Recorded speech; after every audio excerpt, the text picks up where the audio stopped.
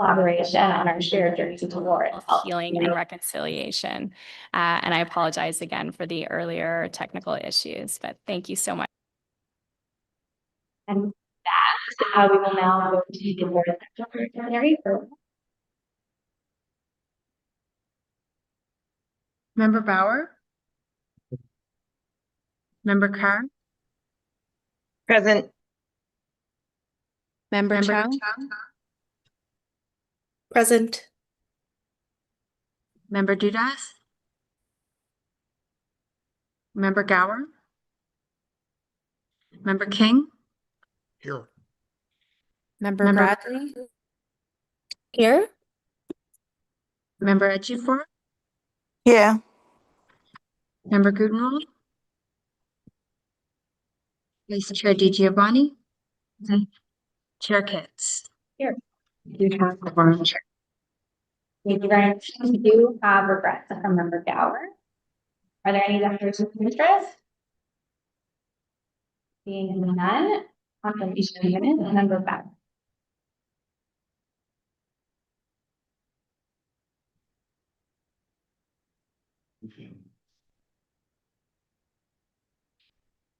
Board members will confirm the minutes of the meeting or five, so I confirm. Thank you. I'll note that we have two communication items that have been received and filed. Secretary, motion to introduce the report. Be it resolved. Report, the medical officer of the report, and the report's titled Ottawa Public Health Strategy Plan for the Constitution 7 of 8 4 1 5 125 article beginning Ottawa by 1 for both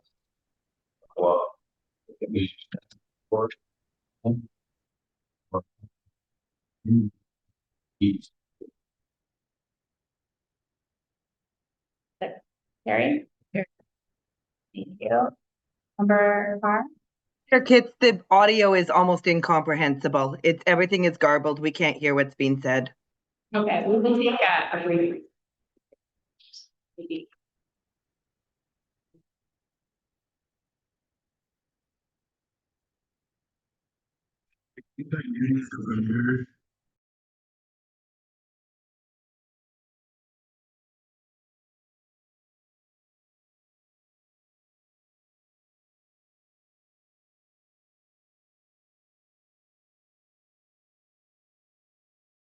Yeah.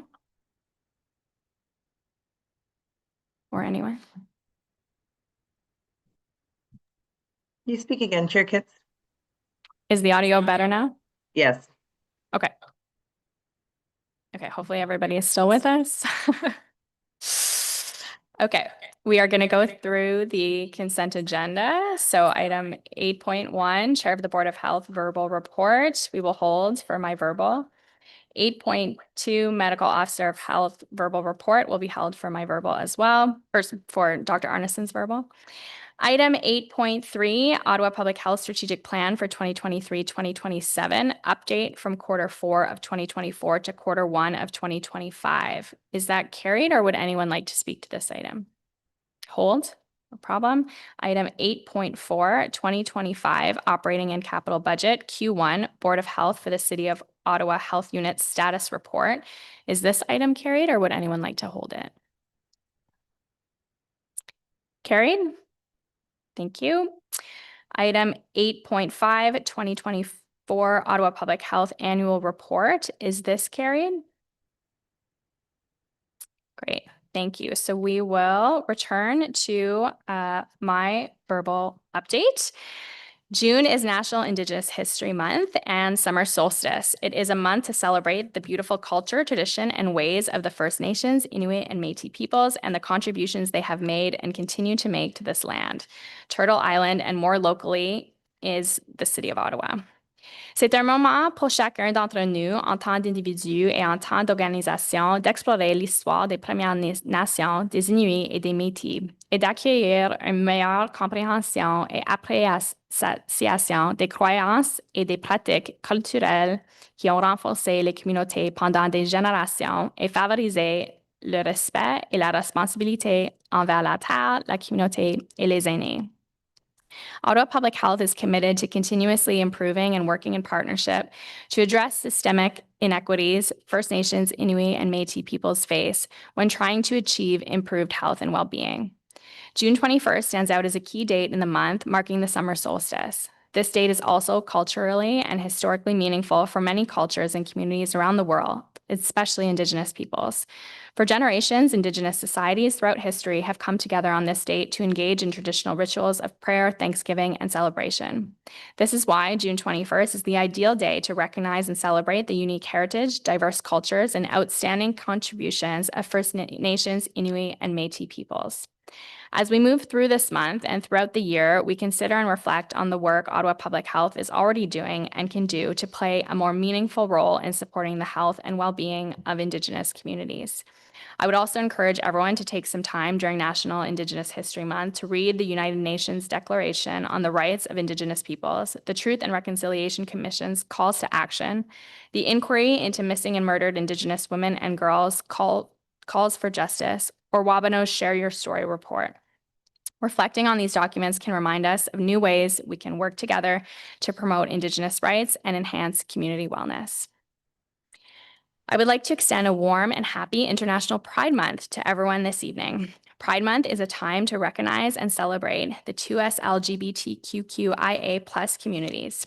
OPH supports everyone's rights to express their true selves without fear of discrimination and will always stand in solidarity with the 2S LGBTQIA+ community. Les mois internationaux des fiertés célèbrent le travail qu'il a fallu accomplir pour arriver là où en est la communauté et reste un rappel du travail continu que nous devons faire pour promouvoir l'équité, la diversité, l'inclusion et le sentiment d'appartenance pour tous. I look forward to participating with OPH in local Pride festivities in August when we recognize the important history of the We Demand rally in Ottawa as the first large-scale gay rights demonstration in Canada. I hope to see you there, the more the merrier. I'm very excited this evening to be able to welcome two individuals who are joining us in service on the Ottawa Board of Health for the remainder of our term together. These appointments fill the vacancies left by Member Brown-Shreves and Member Banham, who concluded their service in the previous calendar year. We're grateful for their past contributions and look forward to the fresh perspectives and dedication our new members will bring to the board. First, please join me in welcoming Emily Grunwald, our newest board member. Emily is the president and CEO of Children's Healthcare Canada, a national organization representing over 50 healthcare delivery institutions dedicated to the well-being of children, youth, and families. She is a passionate advocate for Canada's 8 million kids and brings a wealth of experience from her leadership roles with the Pediatric Chairs of Canada, Solutions for Kids in Pain, and the Queensway Carleton Hospital Board.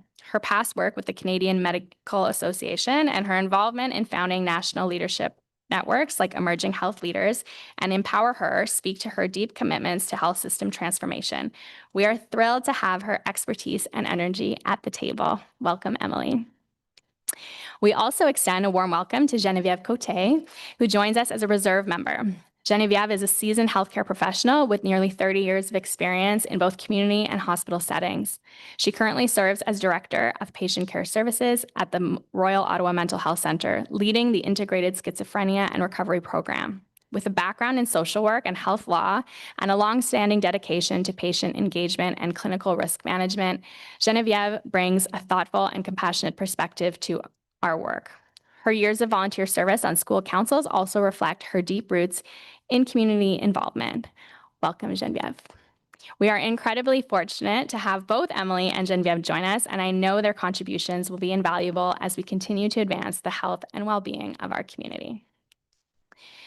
Next, I would like to talk a little bit about the Ontario budget. Tabled a few weeks ago, it announced increased investments in the health sector, including in primary care and in mental health and addiction services. However, the budget did not include additional investments to the public health sector in our province. We are continuing to expect a modest 1% budget growth on the provincial cost share contributions. As we have shared with the Ontario Ministry of Health, this funding trend is not keeping pace with the cost of living and is exacerbated by the significant population growth we are experiencing in Ottawa. On behalf of the board, I will continue to work collaboratively with provincial officials and leverage opportunities to stress the importance of reviewing the public health funding formula with these considerations in mind, and with the need to increase funding to public health in a timely manner. Lastly, I'd like to provide a brief update on the ongoing recruitment campaign for Ottawa's next medical officer of health. The hiring firm retained for this process is currently in the midst of conducting interviews. They have advised that a recommended candidate will be ready to present to the board sometime soon. In the meantime, to ensure continuity, my apologies, in public health leadership, we will need to extend the appointment of our interim medical officer of health, Dr. Trevor Arneson. As such, I will look to the board to move a motion today to extend Dr. Arneson's interim appointment until the end of the calendar year or until the permanent position is filled, whichever comes first. So I'll just read that motion in. That the Board of Health for the City of Ottawa Health Unit extend the appointment of the interim medical officer of health until the end of this calendar year or until the medical officer of health vacancy is filled, whichever comes first. Is that motion carried? Carried. Great, thank you. And thank you to all members of the board for your continued guidance and support throughout this important process. So with that, it concludes my verbal report, and I would be happy to answer any questions. Seeing none, is the report received? Wonderful, thank you. We will now move to item 8.2, Medical Officer of Health Verbal Report. Over to you, Dr. Arneson. And I will just note first that we did receive a written submission today from the Riverkeeper regarding beach water testing, and that letter will be held on file and attached to the meeting minutes. So over to you, Dr. Arneson.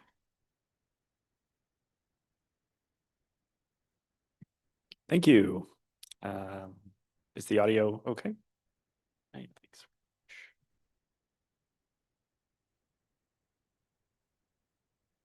Good afternoon. Bonjour. Kwe. Anusakut. Tanshi. Ani.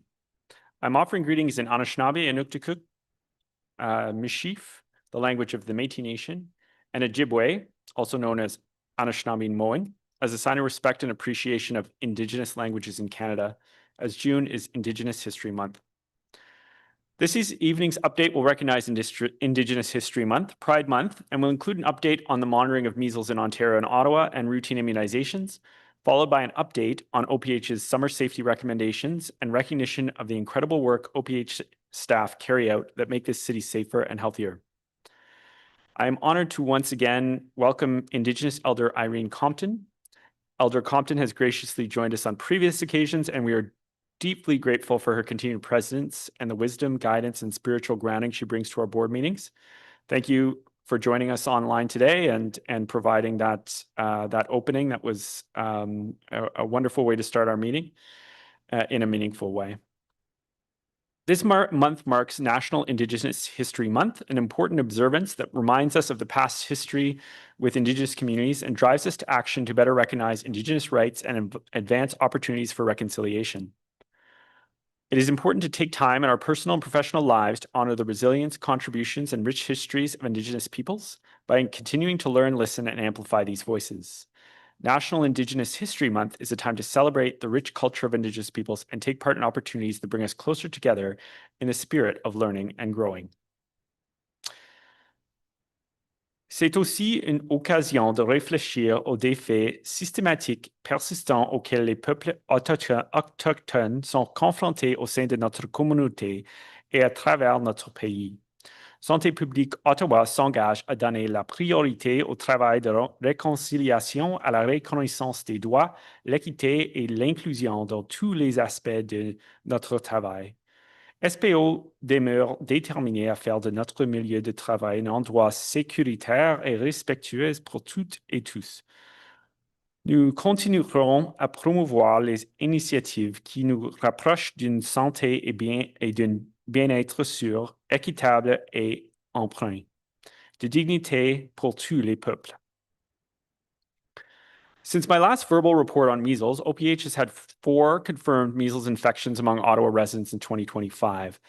None are known to be related to the ongoing measles outbreak in some regions of Western Ontario, Southwestern Ontario.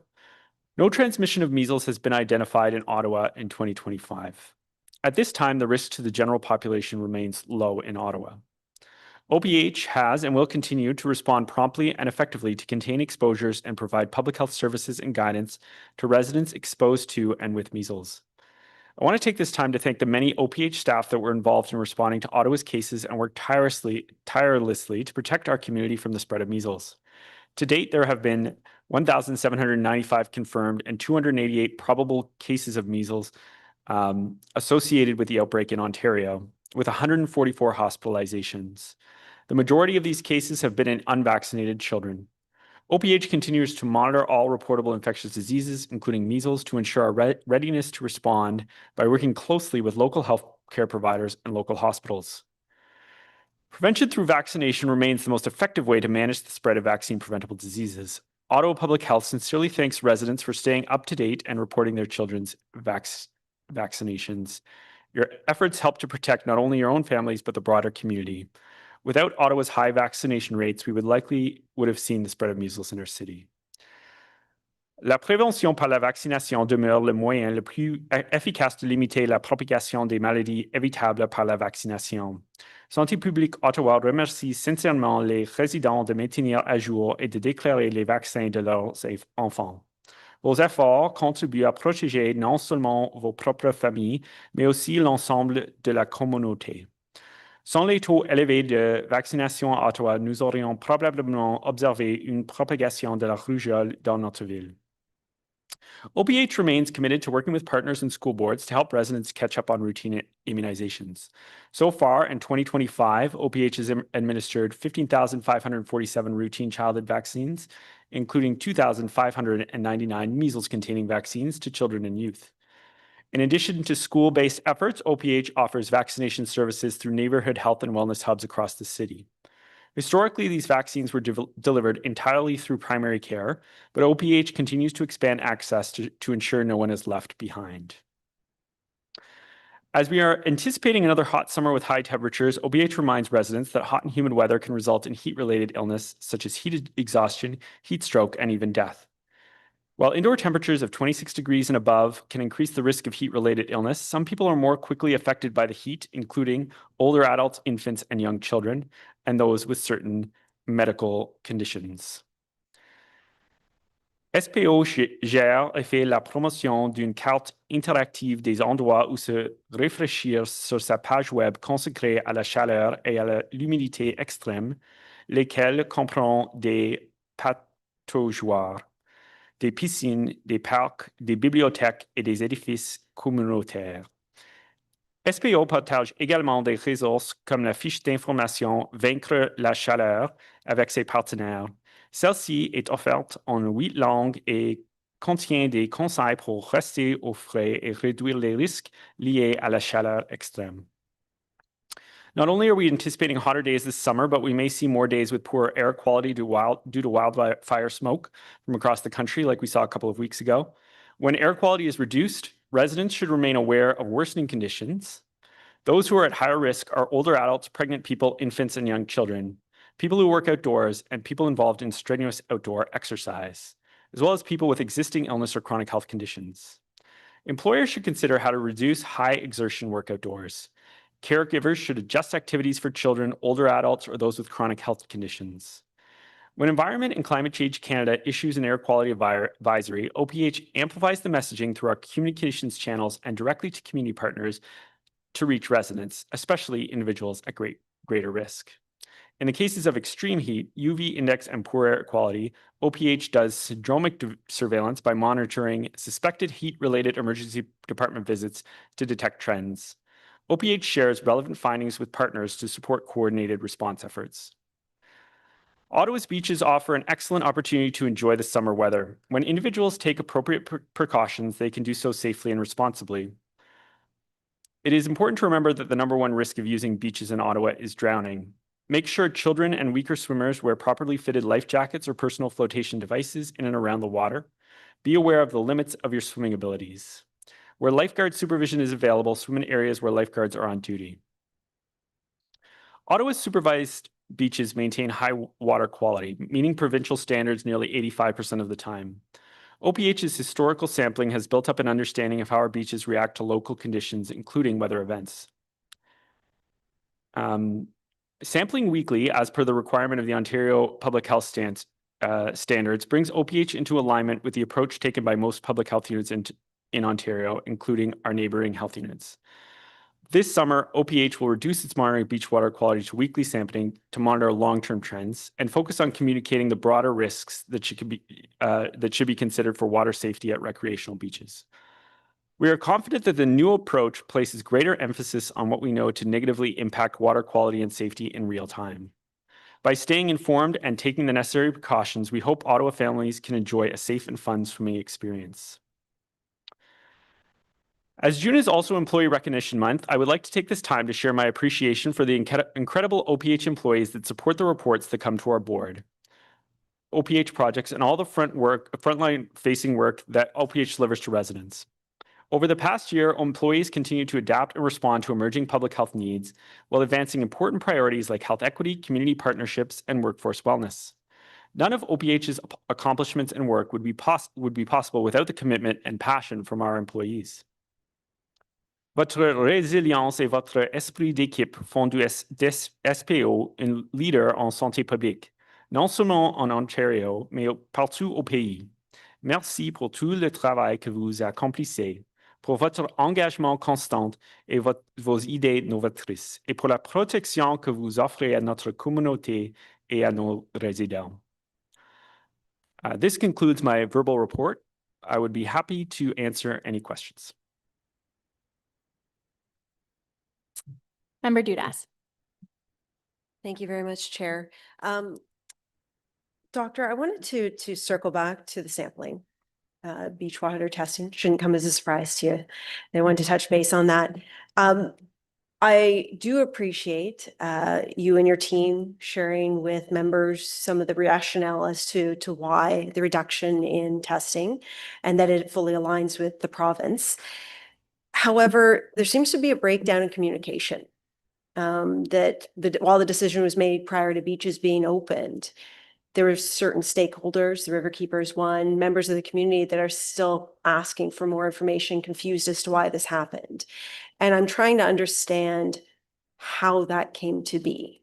When there was time to ramp up, there was time to explain that to the public, or at least come back with a different plan that may be tested more often to hear those key stakeholder members of the community. So could you walk me through where maybe there was a miss on this, or what is being done right now to work with those groups, organizations, individuals to see that their concerns are being addressed? Yes, thanks for that question. So I think the biggest misstep that we're seeing in the consultations and leading up to this is around the work of the Ottawa Riverkeeper. We did do consultations with board members who in the areas with affected beaches, and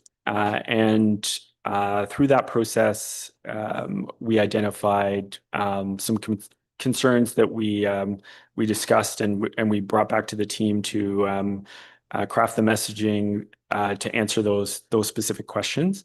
I think where we probably needed to do more was understanding the role of the Riverkeeper in the past at looking at water quality testing. They've done a large amount of work in this area around Ottawa for many years, and we probably should have engaged them much earlier on around their views on the testing. I think now we have the opportunity to engage, and we spoke with the Ottawa Riverkeeper and the science and policy advisor within that group today. We have the opportunity to look at where we have common ground and where we're differing, and they offered some really good suggestions on how to improve our messaging, and pointed out that some of our messaging may not be resonating in the public in the way that we intended. I think the clear common ground between us and the Riverkeeper and many people who've provided feedback is that we want to get the message that the water quality in Ottawa is overall very good, and we want to encourage people to take advantage of that. Where we differ and where we need to discuss a little bit more is how the frequency of testing contributes to that goal, and how we message the approach we're taking. And I appreciate that you're indicating that there will be further communications and work, not just with stakeholders and with the public.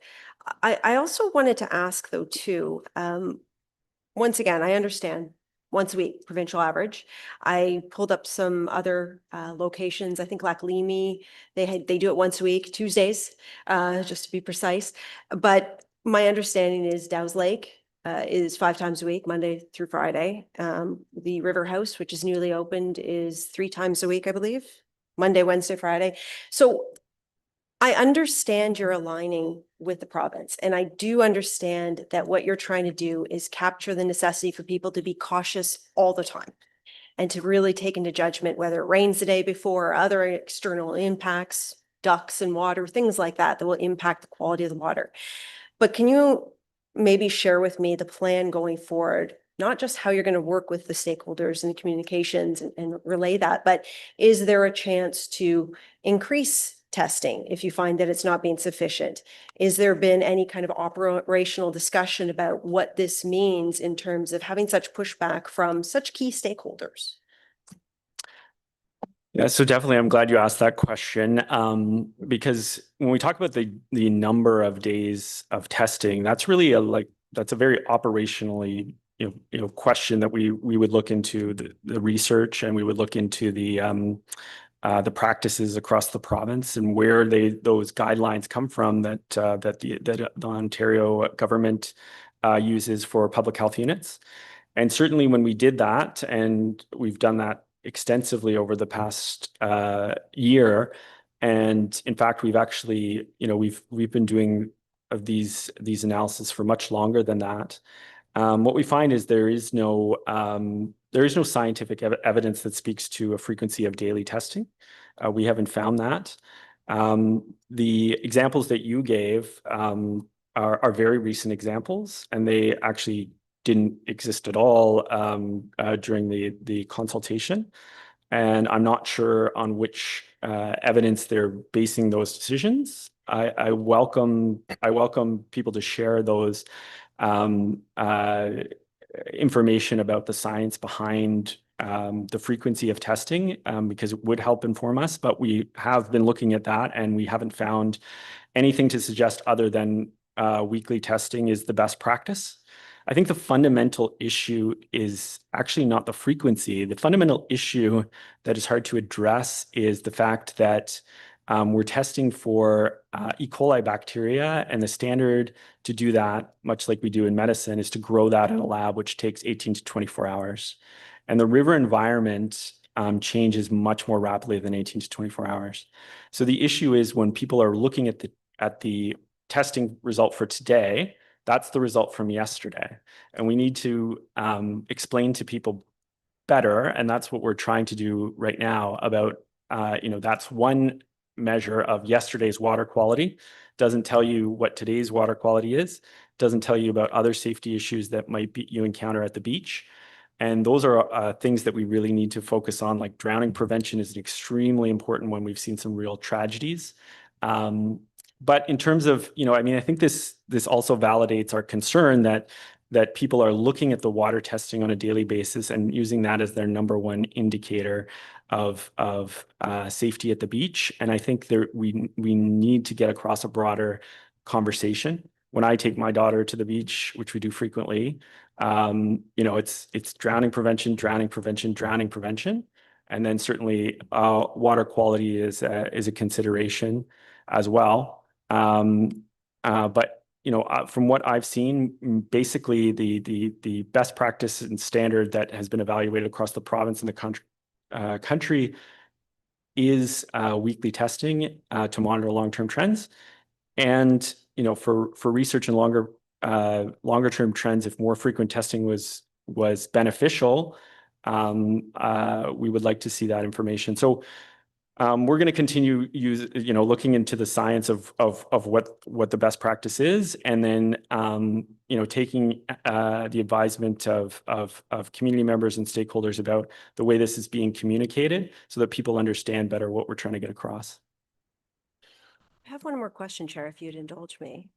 And I'd be wondering if the doctor would take almost a verbal direction in that at the end of this swim season, please let it be to September with weather, that maybe you can come back within your verbal report, update the members around this board in terms of, one, just how the communications were done in terms of working with the riverkeeper, the members of the community, and whether the water testing was panning out and giving you the results that you needed on that weekly basis, or whether we'd be willing, possible to revisit it.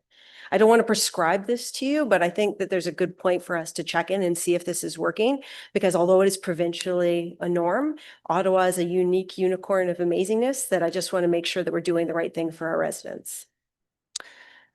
Yeah, that's a good point. There may be some other technicalities around what we're looking at, and I'm actually eager to look at the data. I have a personal interest in it, actually looking at the data. I think it's kind of interesting to see, maybe we could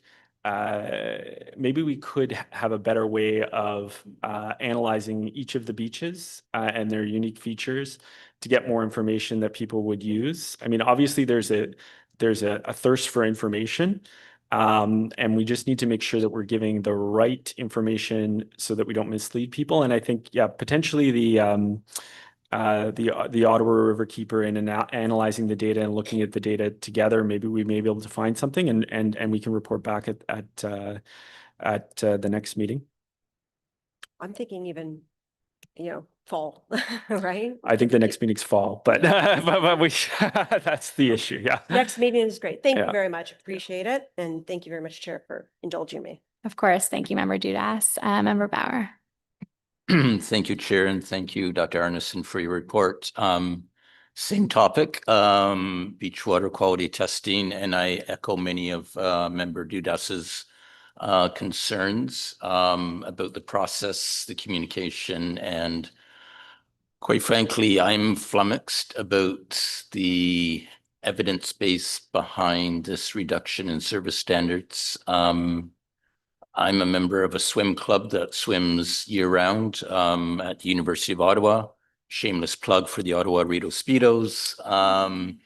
But we do river and lake swimming during the nice weathers. And we are very much aware of the daily testing reports in the past. We look at them where we understand that they are from the day before, but we use them as approximate guide for the water quality of the day that we intend to swim, and in full knowledge that weather conditions can increase the risk if there's a heavy rainfall, for example.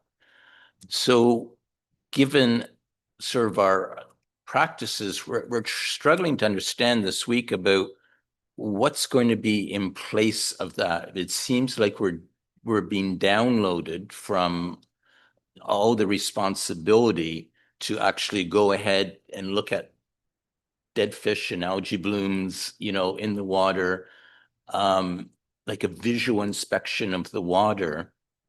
Whereas at least we have, an 18-hour-old test of E. coli that we could refer to. And we're not sure whether, we'll be seeing red flags. Like, what does a red flag mean? Is that still going to be on the beach if there's a negative test from a week ago? So again, I'm struggling to understand how this evidence base brings about a better approximation of risk for swimmers who may be going to the beach and want some sort of look ahead for their safety. Yeah. So I think that highlights the point perfectly. So people are using it as a look ahead. They're using it as a forecast for the day. And we've looked at the data, and it's not a good predictor. So many of those days where you swam, you may have been swimming in what would be normally considered a no swim advisory. So the percentage of the time that it's wrong might actually not be significantly different than if we test once a week. Now, I know you're saying that you have the information and you're following that, and that you're not doing your own risk assessment as much, but you very much are. You described how you are taking into consideration these different factors when you swim. Our concern is that many people are not taking into all the considerations around risk, especially as it relates to drowning and physical safety. Now, I think what we learned from the Ottawa Riverkeeper today is this messaging around visual inspections, and the cloudiness of the water, dead fish, these types of things. These might not be helpful messages. They might not resonate with people, and they might seem to indicate that we're putting more pressure on them to evaluate things that they don't fully know how to do. But I'm arguing that, E. coli measurements, it took me a long time in public health residency to understand what we're actually measuring. And we're measuring fecal contamination in the water, which could come from birds, could come from dog feces in the surrounding area, or it could come from sewage, which I think was what it was originally intended to measure, as well as the number of people using the beach who may contribute to that fecal contamination as well. I'll let you figure out how that happens. But essentially, what we're saying is that we've been doing this practice for a while, and we're now realizing, people are really relying on this heavily, and we don't think that they're well enough informed about this in the context of other things, and we're trying to switch that idea around. I do want to emphasize this isn't a service reduction primarily motivated by cost savings. I'm not sure there is a big cost savings. And I do want to say that, I really cannot find good scientific evidence base that daily water sampling is a practice that is done in many places, and that has been evaluated in terms of its ability to give people the information they need compared to weekly. So it really comes down to, we don't know if weekly is inferior to daily, and most people are suggesting weekly testing. Most people do weekly testing, and we're the outlier. And we're trying to align with our neighboring health units and the provincial standard. But yes, I recognize in Ottawa we have people who are really interested in the details, the technical science behind it, and we could do more to explore that over this summer and provide that information. And also we need to work, I think, on our messaging a little bit so it doesn't sound like we're putting the expectation too much on people to decide whether it's safe. The overarching message, as I said in my rural report, is the summer is a good time to use Ottawa's rivers for swimming. Clubs like yours are great promoters. The Ottawa Riverkeeper is promoting the use of the rivers around our area, which are world-class. And we need to make sure that our messaging isn't giving a different message, and that's why we'll re-look at it for sure. Okay, thank you, Dr. Arneson. I don't want to take too much more time on this topic. I'd be very intrigued about the error rate around the daily testing versus the weekly. I think it's worth exploration this summer. I would support Councillor Dudas's verbal direction, with the indulgence of the chair, I have a motion drafted to that effect that I'd be happy to read into the record now or later after other members have spoken. Sure, if you want to read it in now, and then we'll go to Councillor King or Member King. Okay. Whereas the public beaches of Ottawa provide residents and visitors exceptional recreational and tourism opportunities, supporting both physical and mental health, and play a critical role in the mitigation of ever more frequent heat-related emergencies. Whereas the City of Ottawa has long been a leader in taking water quality seriously and has provided daily water quality results that every person accessing one of the 5 city beaches could make informed decisions about swimming. Whereas testing of urban beaches requires a higher threshold than the provincial standard, and that public confidence in our beach water quality is already low, be it resolved that Ottawa Public Health, in collaboration with the Ottawa Riverkeeper and other stakeholders, undertake a comparative analysis of the relative risk of daily versus weekly water testing for the season, and in parallel, promote the safe public use of our beaches, and report back to the board at our next meeting in September. Okay, thank you very much. If you could send that wording to the board secretary, and we can get it on the screen as well. But for now, we'll go to Member King. Thank you so much, Chair, and I'd like to thank Councillor Dudas as well as Member Bauer for the. Sorry, Member King, just hold on one second. Sure. Back to our audio issue. Okay, go ahead. Okay. I just wanted to firstly thank Councillor Dudas as well as Member Bauer for both the direction and the motion so that we can have more comparative data. I think having more data that comes back at the end of summer makes sense. And, I do understand the rationale in terms of the alignment with the Ontario Public Health directives around undertaking the weekly testing based on some of the examples that we've heard around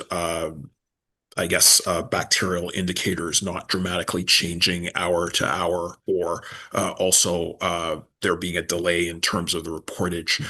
So I was just curious whether Ottawa Public Health was looking at flexibility in terms of daily testing if heavy rainfall events occur, or if there's suspected sewage overflows or spills, or if we see harmful algae blooms. I was just curious about the reflexivity, in a sense, in terms of the potential for testing.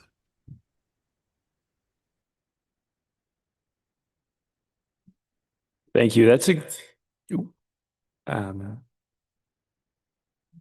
echoing there. Okay, thanks. Think that's a good point. Yeah, a couple of things. So it's the fact that the testing comes back and the water actually changes quickly. That is the main concern with the testing not being accurate even at a daily level. That would be potentially solved with a technology that would allow for rapid testing. I'm not aware of any such technology that's currently being used in a way that's practical.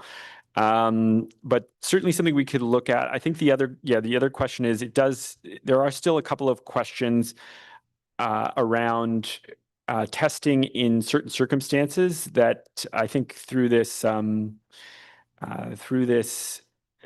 most recent concerns we could look at. And I think that was what I was referencing to Councillor Dudas around the sewer overflows. We have one or actually technically two beaches at Petrie, which are quite a bit different than the other ones in terms of some of the dynamics. And the city, working with other groups like the Ottawa Riverkeeper over the past 10 or more years, there have been a lot of improvements to that, and we could probably see that reflected in the data.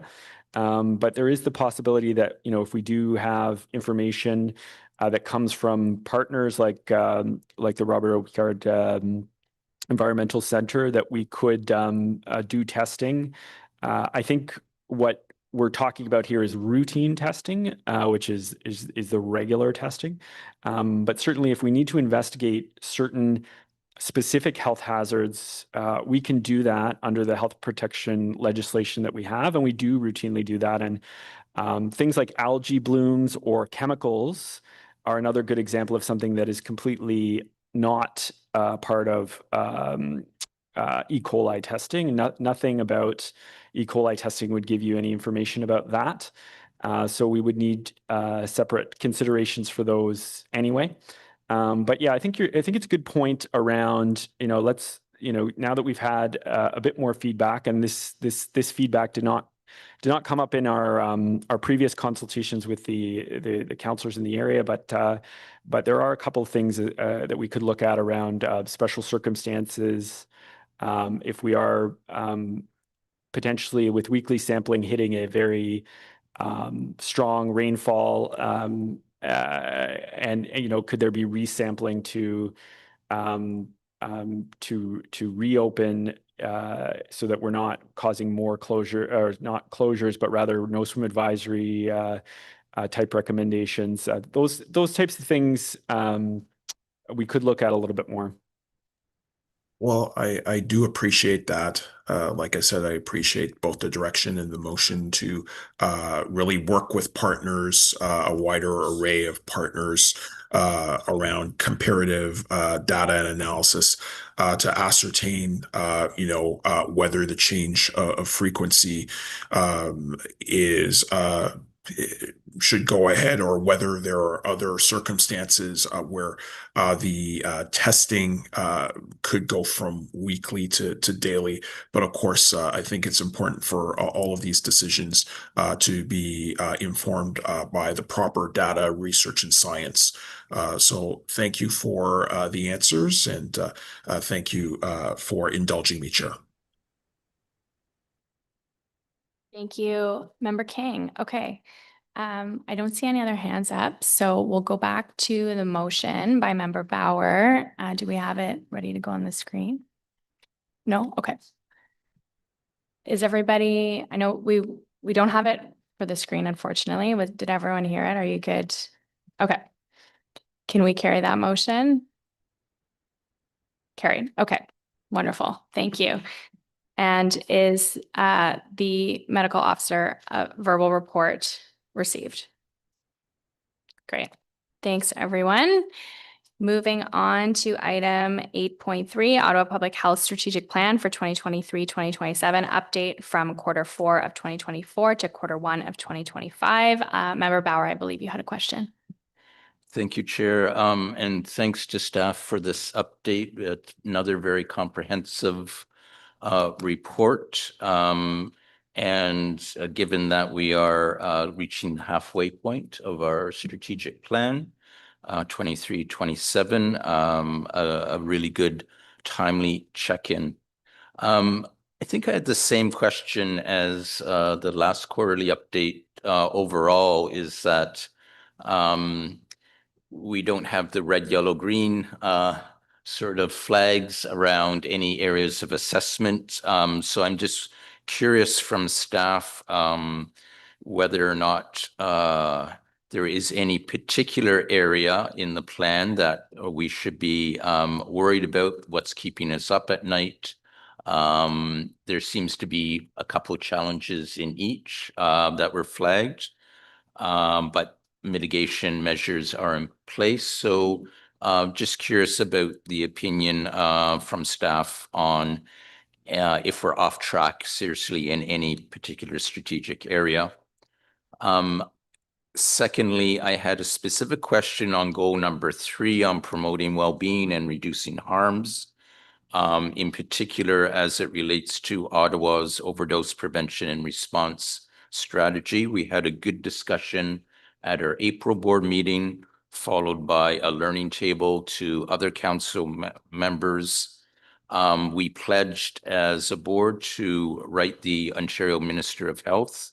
And I think at the April meeting, there was discussion about taking a really strategic approach to that response.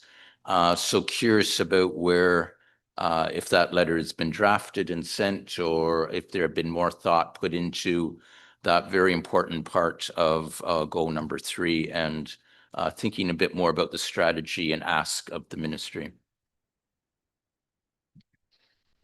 Thanks very much.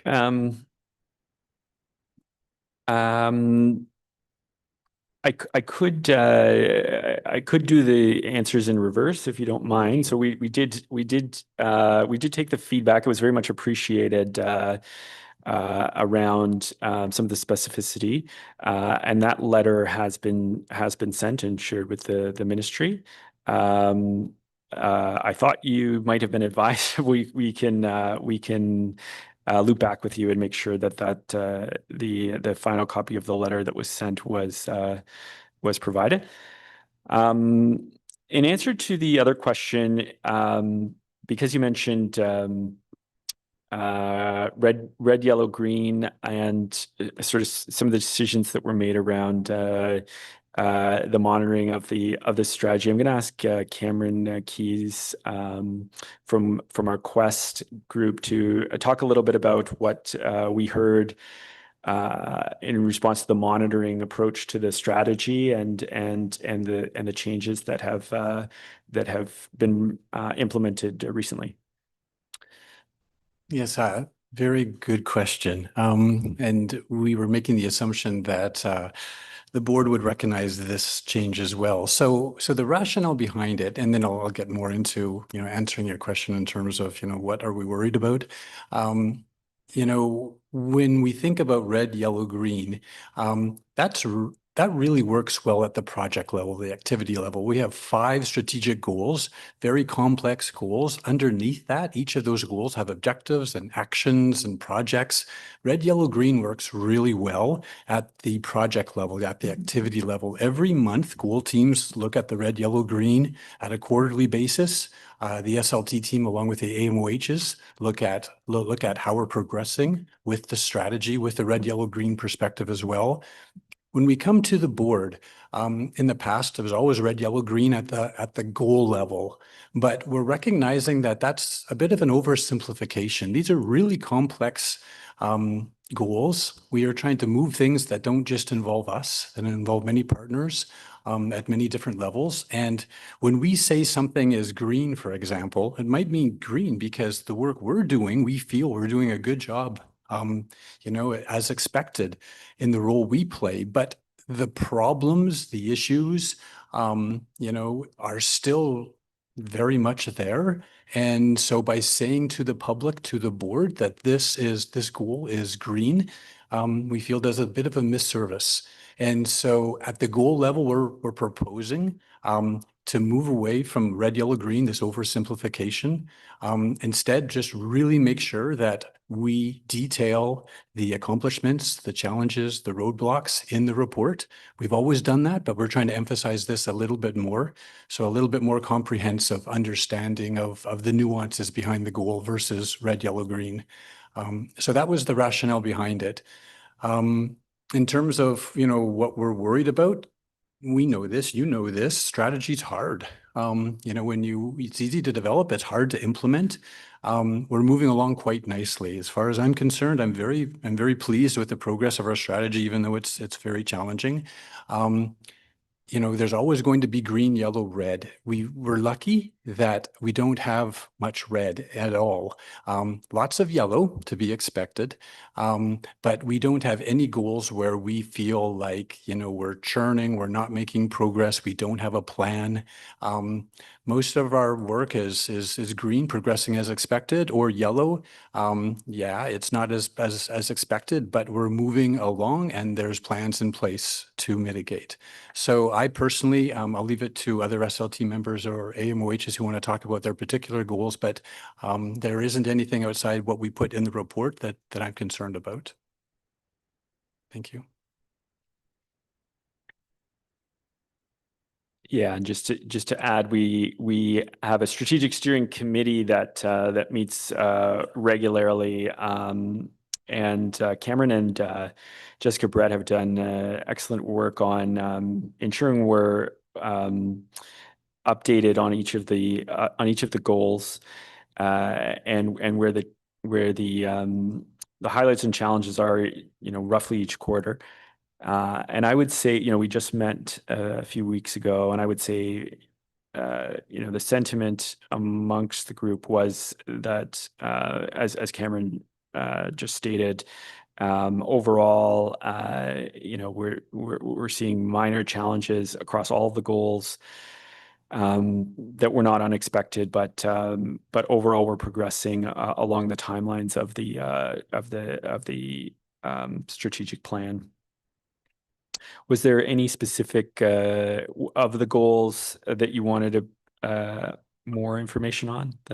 No, it was just that one specific query on the Yeah. the opioid overdose strategy response, but very much appreciate the answer. So it makes sense now, the rationale for the change in monitoring.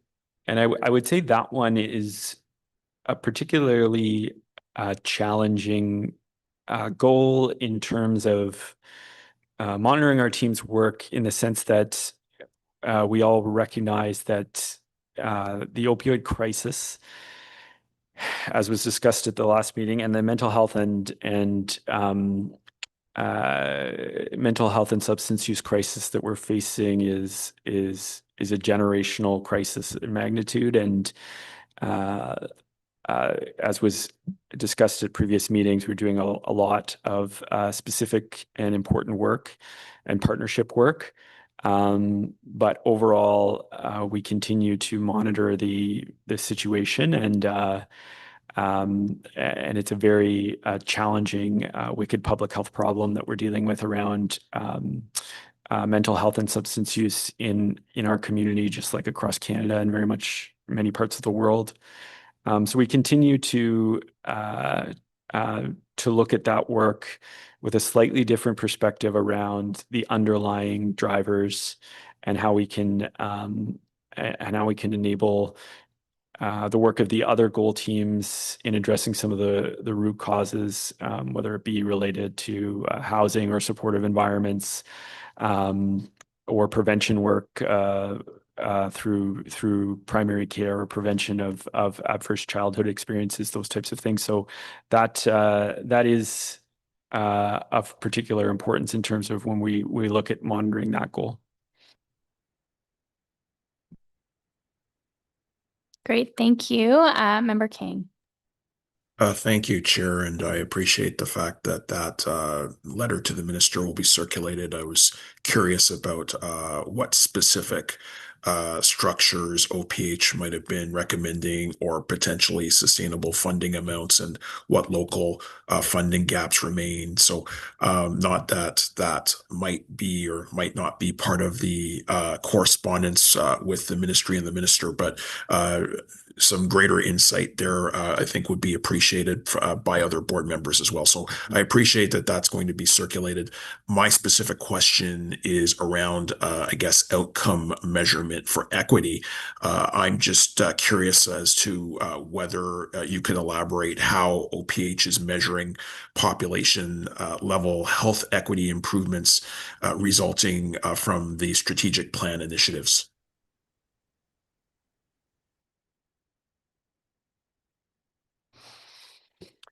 Yeah, that's a very good question. So, we've done a lot of work around the idea of sociodemographic data collection, and this is work that that is important, not just for monitoring the outcomes of the strategic plan, but I think all of our work in general has been the purpose of our advocacy on that work. And we're also looking beyond we're looking beyond our programs and Ottawa Public Health to actually influence through the Ontario Health Teams and through Ontario Health, other sectors, including the hospital sector and others around collecting sociodemographic data. Our approach is tailored to the teams and the programs that we have. We've had some successes where collection of this data has been fairly readily done, producing high quality data. And then in other operational teams, it can be a bit more challenging to collect this information at the client level. We do not in Ontario have a unified sort of data system to standardize collection across programs of sociodemographic data. But there's a lot of work going on to in collaboration with partners. The Wellesley Institute in Toronto has recently released a consensus statement on collection of race-based data, which is something that we've been socializing and promoting internally. But we also need to continue working with partners to collect this information, and then certainly our epidemiology team, our data team is front and center in this work in terms of how we can analyze the data. But the challenge, I think, still remains around having sort of consistent standards for collection. But it's certainly something that our programs with the leadership from Quest are working to tailor and operationalize within their own programs. Well, I appreciate those efforts, especially around the data. And I also appreciate OPH's evolution towards tailored health equity action roadmaps. I really do think that that represents a maturation of the approach. And as you had kind of indicated, I think, a move from broad initiatives to program specific measurable interventions are going to be very important towards improving outcomes for equity denied groups. And I know, there's been some sharing of information and briefings on that for board members, and I appreciate the direction that OPH is taking. So I just wanted to thank the public health unit for really moving in that direction and sharing that in the strategic plan update. Thank you, Chair. Thank you, Member King. I'm not seeing any other questions. So is this item received? Great. Thanks, everyone. So we have no information previously distributed, no in-camera items. Motion to adopt reports, Member Bauer. Be it resolved that the Chair of the Board of Health verbal report, the Medical Officer of Health verbal report, and the reports entitled as follows: Ottawa Public Health Strategic Plan for 2023-27, update from Q4 of 2024 to Q1 of 2025. 2025 Operating and Capital Budget Q1 Board of Health for the City of Ottawa Health Unit Status Report, and the 2024 Ottawa Public Health Annual Report be received and adopted. Is that carried? Thank you. We have no motions of which notice has been previously given. I don't believe we have any motions requiring suspension of the rules, but we do have a notice of motion, and I believe Member Dudas is going to read this in on behalf of Member Gower. Thank you very much, Chair. Whereas OPH plays a vital role in preventing West Nile virus through health promotion and education, and measures such as the application of larvicides in stormwater management ponds. And whereas OPH currently funds the treatment of city-owned stormwater ponds without reimbursement, An increased demand due to the city's growth is placing additional pressure on the OPH budget. Whereas newly developed stormwater ponds, whether under city ownership or still under developer control, may involve a multi-year delay between residential occupancy and formal handover to the city. And whereas addressing this gap in larviciding efforts may mitigate risks associated with the West Nile virus, therefore be resolved that OPH explore options to expand larvicide treatment to include stormwater management ponds that have not yet been handed over to the city when requested by the developer or current owner, including the operational and financial implications of such an expansion, and be it further resolved that OPH collaborate with relevant city departments to assess the feasibility of establishing a sustainable funding mechanism for the treatment of city and developer-owned stormwater ponds, including options through the land development and approvals process, and potential cost recovery strategies involving developers. Great. Thank you, Member Duda. So we will deal with that at our next meeting, and we'll make sure that board members have a copy of that. Confirmation bylaw, Member Bauer, please. Be it resolved that confirmation bylaw number 2025, 2025-4, a bylaw of the Board of Health for the City of Ottawa Health Unit to confirm the proceedings of the Ottawa Board of Health at its meeting of June 16, 2025, be read and passed. Is that carried? Thank you. Do we have any inquiries? Seeing none, we are adjourned. And as discussed previously, we do not have another meeting until Monday, September 15th. So wishing everybody a very happy, healthy summer, and we'll see you in the fall. Thanks, everyone.